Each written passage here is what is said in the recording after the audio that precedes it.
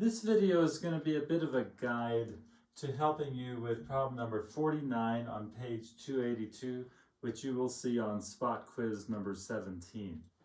And it is this problem right here. We're going to graph f of x is this polynomial on the top divided by this polynomial on the bottom. You'll notice the degree of both is 2. If I do the polynomial division, it's going to be a pretty obvious answer that I get, but let's go ahead and play that game anyway.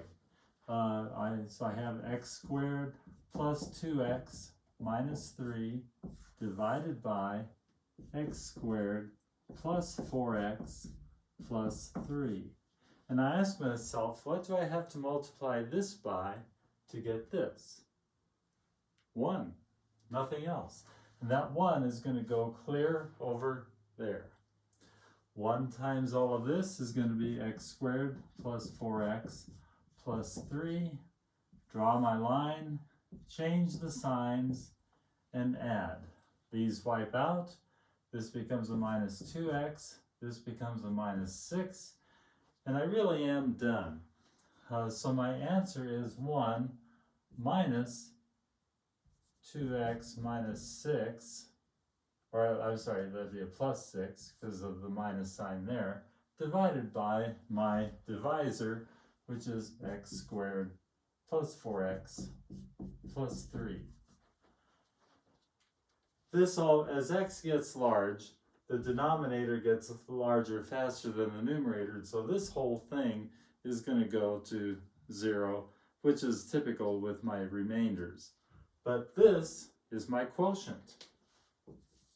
This is my horizontal asymptote. It's horizontal because it's a single number 1. Y is equal to 1. Every point on this line has a y value equal to 1. So I can start my graph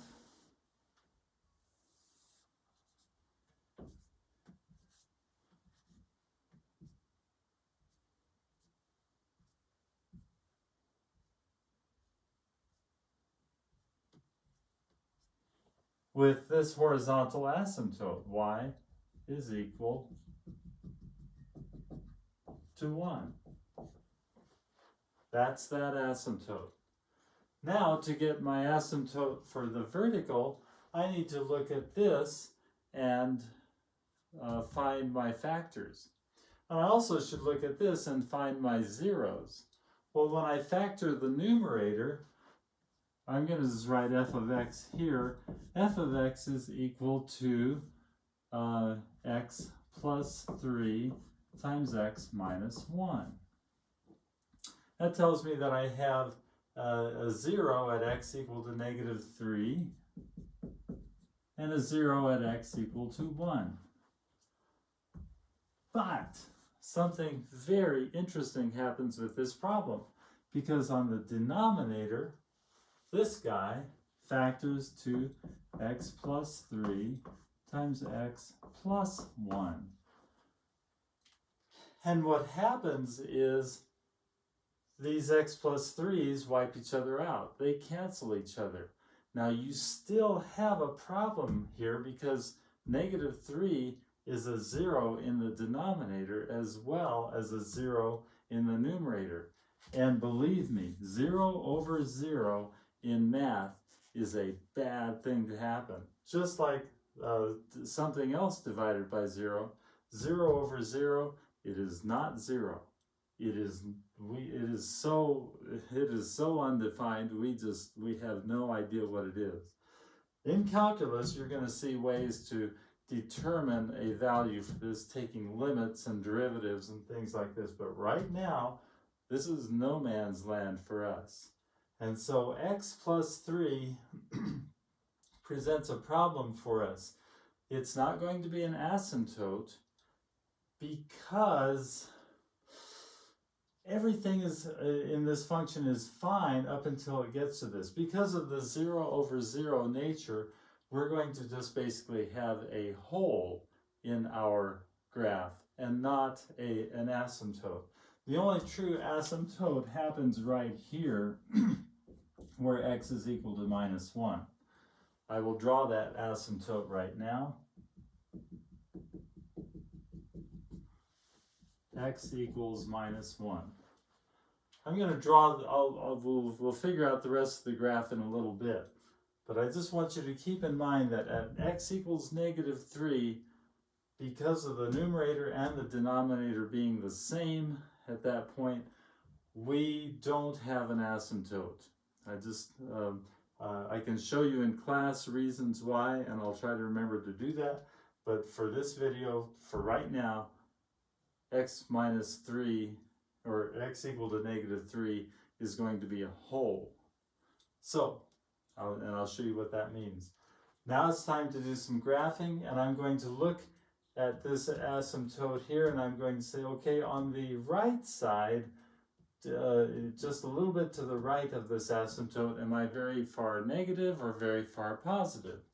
Well, I go to here, and I put a negative, say, 0.9 into here, a number a little bit less, or a little bit bigger than negative 1. That's going to be about 1, but that's going to be like a minus 2, and then a minus 3. This whole numerator is going to be negative. On the bottom, I have this becomes a positive number. This becomes a number close to negative 4 plus 3, but this is smaller. You can work it out, but this whole thing ends up being positive.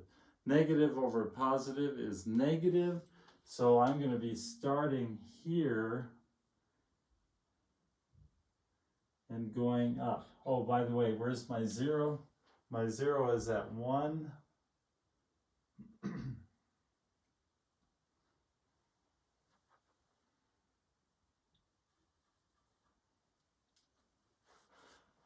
Let's figure out real quick, what's another point? It would be my y-intercept, and that would be when x is equal to 0. 0 plus 2 times 0 minus 3, so negative 3 on top. 0 plus 0 plus 3 on the bottom. Negative 3 over plus 3 is negative 1. So that is a point on my graph. And that helps me a lot because I know I'm coming from here, going up, and here I cross the x-axis and then continue along this asymptote here. If I check for numbers bigger than, or to the left of negative 1, like negative 1.1, I'm going to get a negative number here again. I'm going to get a negative number here because the 4, this 4 is going to be bigger than that guy plus that guy. I'm going to be getting a negative over a negative, so it's going to be starting positive and coming like this. I hope that helps. This is the graph of this. Oh, let's talk about the whole. At negative 3, right here, we don't have an asymptote. We're going to denote that as a whole. Everything is just going along great until it gets to x equals negative 3. And then we have the problem child that we denote by this whole, and then we continue on.